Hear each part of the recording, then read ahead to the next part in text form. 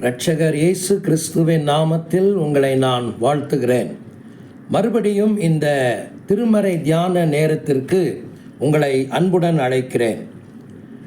ஐக்கியம் என்னும் வார்த்தை நமக்கு கொடுக்கும் பொருளை கடந்த தியானத்தில் நாம் தியானித்தோம். கடவுள் மனித இடைத்தொடர்பு என்கிற ஒரு அர்த்தத்தை அது நமக்கு கொடுக்கிறது என்று பார்த்தோம். கடவுளுக்கும் மனிதனுக்கும் இடையே உள்ள உன்னதமான தொடர்பு ஐக்கியம் என்கிற வார்த்தையில் அடங்கியிருக்கிறது. நெருங்கிய உறவு, நட்புறவு என்றெல்லாம் அதில் அர்த்தம் இருக்கிறது என்பதை கடந்த நாளிலே நாம் தியானித்தோம். இன்றைக்கு இந்த ஐக்கியம், இந்த நட்புறவு என்ன விதமான ஆசீர்வாதங்களுக்கு நம்மை அறைகூவி அழைக்கிறது என்பதை நாம் தியானம் செய்ய போகிறோம். ஐக்கியத்தில் ஒரு மனிதன் இருப்பானானால், கடவுளுடன் அவனுக்கு ஒரு நேர்மையான ஐக்கியம் இருக்குமானால், அது அவனுடைய வாழ்க்கையிலே வெறுமையாக இருக்காது. நிச்சயமாக அதற்கேற்ற கிரியையை அது செய்து கொண்டே தான் இருக்கும். யோவான் இதை மிக தெளிவாக நமக்கு சொல்லுகிறார். 5வது வசனத்தில், 1 யோவான் 1ஆம் அதிகாரம் 5வது வசனத்தில், தேவன் ஒளியாயிருக்கிறார், அவரில் எவ்வளவேனும் இருள் இல்லை. இதை நாங்கள் அவரிடத்தில் கேட்டு உங்களுக்கு அறிவிக்கிற விசேஷமாக இருக்கிறது. நாம் அவரோடே ஐக்கியப்பட்டவர்கள் என்று சொல்லியும் இருளிலே நடக்கிறவர்களாயிருந்தால் சத்தியத்தின்படி நடவாமல் பொய் சொல்லுகிறவர்களாயிருப்போம் என்று யோவான் அங்கே 6வது வசனத்தில் அந்த பகுதியை அவர் நிறைவு செய்கிறார். கடவுளோடு இருக்கும் ஐக்கியம் என்னுடைய வாழ்க்கையில் கடவுளின் தன்மையிலே பங்கு கொள்ள என்னை அழைக்கிறது. அதுதான் தேவன் ஒளியாயிருக்கிறார் என்கிற பதம் நமக்கு சொல்லித் தருகிறது. ஒளி என்கிற வார்த்தை வெறுமனே வெளிச்சம் என்கிற அர்த்தத்தை இங்கு கொடுக்காமல் கடவுளுடைய தன்மையை நமக்கு அறிவிக்கும் ஒரு வார்த்தையாகும். ஒளி என்கிற வார்த்தையை பரிசுத்தம், தூய்மை என்றெல்லாம் நீங்கள் புரிந்து கொள்ளலாம். அப்படியானால் கடவுள் பரிசுத்தராய் இருக்கிறார், அவரில் எவ்வளவேனும் இருள் இல்லை. இதன் பொருள் என்ன? அவரிடத்திலே வெறும் இருள் என்கிற ஒரு நிலை இல்லை என்பது அல்ல. இருள் என்பது பாவத்தை குறிக்கும் ஒரு வார்த்தையாகும். அவரிடத்தில் பாவம் என்பது இல்லவே இல்லை. பாவமற்ற ஒரு கடவுளை நாம் ஆராதிக்கிறோம். இது நாங்கள் அவரிடத்தில் கேட்டு உங்களுக்கு அறிவிக்கிற செய்தி என்று யோவான் அதை தெளிவாக கூறுகிறார்.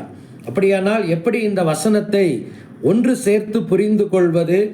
கடவுள் பரிசுத்தராயிருக்கிறார், அவரில் எவ்வளவேனும் இருளாகிய பாவம் இல்லை.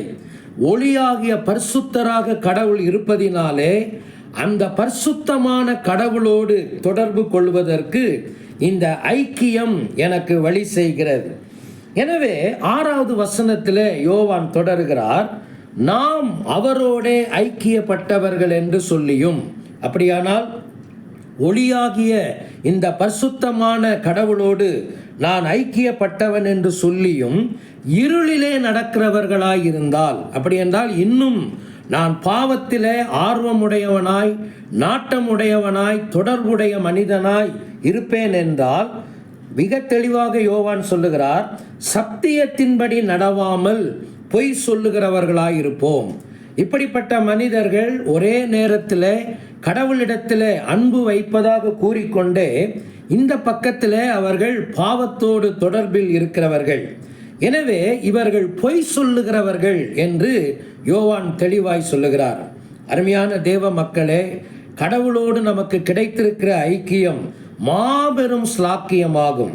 வானத்தையும் பூமியையும் படைத்த ஒரு சர்வ வல்லமை உள்ள கடவுளோடு நமக்கு ஐக்கியத்தை ஏற்படுத்தி கொடுத்த ஆண்டவர் இயேசு கிறிஸ்து எனக்குள்ளே என்ன எதிர்பார்க்கிறார்?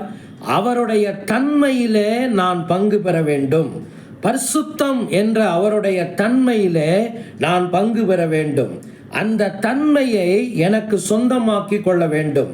வெறுமனே வாய்ப்பேச்சிலே பேசுவதல்ல, வாழ்க்கையிலே அதை சொந்தமாக்கி கொள்வது. பரிசுத்தம் என்கிற வார்த்தைக்கு திருமறையின் மிக சரியான அர்த்தம் என்னவென்றால் வேறு பிரிக்கப்படுவது என்பதாகும். செட் அப்பார்ட் என்ற ஆங்கில பதம் அதற்கு பொருத்தமானது.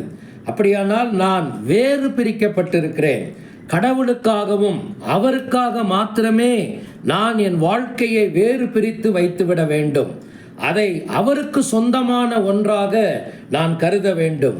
எப்படி ஒரு தேவாலயத்தில் பல பொருட்கள் இருந்தாலும் அந்த தேவாலயத்தில் இருக்கிற எல்லா பொருட்களும் கடவுளுடைய தொழுகைக்கும் அவருடைய ஊழியத்திற்கும் மாத்திரம் உரியது என்று நினைத்து அதை பயபக்தியாய் நாம் கையாளுகிறோமோ, அதைவிட அதிக பயபக்தியோடு நாம் நம்மை கையாள வேண்டும்.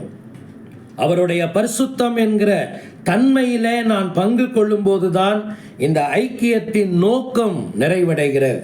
இந்த காலை நேரத்தில் ஆண்டவரிடத்தில் உங்களுடைய வாழ்க்கையை ஆராய்ந்து பாருங்கள்.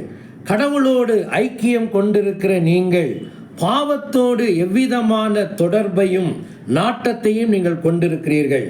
ஒளியாகிய தூய்மை நிறைந்த கடவுளோடு உங்களுக்கு இருக்கிற ஐக்கியம் இருள் என்ற பாவத்தோடும் இருக்கிறதா?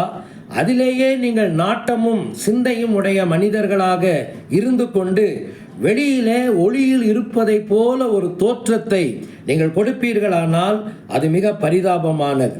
ஆண்டவரிடத்தில் இந்த காலை நேரத்திலே கெஞ்சுவோம். ஆண்டவரே, உம்முடைய உன்னதமான நோக்கம் என் வாழ்க்கையிலே நிறைவேறட்டும். பரிசுத்தம் என்கிற உம்முடைய தன்மையிலே நான் பங்கு பெறுவதற்கு நீர் எனக்கு கொடுத்திருக்கிற மேலான ஒரு வாழ்க்கை நிலைதான் இந்த ஐக்கியம். இந்த ஐக்கியத்திலே நான் அந்த பரிசுத்தத்தின் தன்மையோடு உம்மை புரிந்து கொள்ளவும் உம்மோடு உறவு கொள்ளவும் தொடர்ந்து எனக்கு கிருபை தாரும். பாவத்தை அருவருக்கிற வாழ்க்கையை தாரும். பாவத்தை தூரமாய் தூக்கி வைக்கிற ஒரு வாழ்க்கையை எனக்கு தாரும். பரிசுத்தமான சிந்தையிலே நான் என்னை இணைத்து கொள்ள கிருபை தாரும் என்று ஆண்டவரிடத்திலே நாம் மன்றாடுவோம். இந்த நாளிலே அந்த கிருபையுடன் நீங்கள் தொடர்வதற்கு சர்வ வல்லமை உள்ள தேவன் உங்களுக்கு கிருபை செய்வாரா.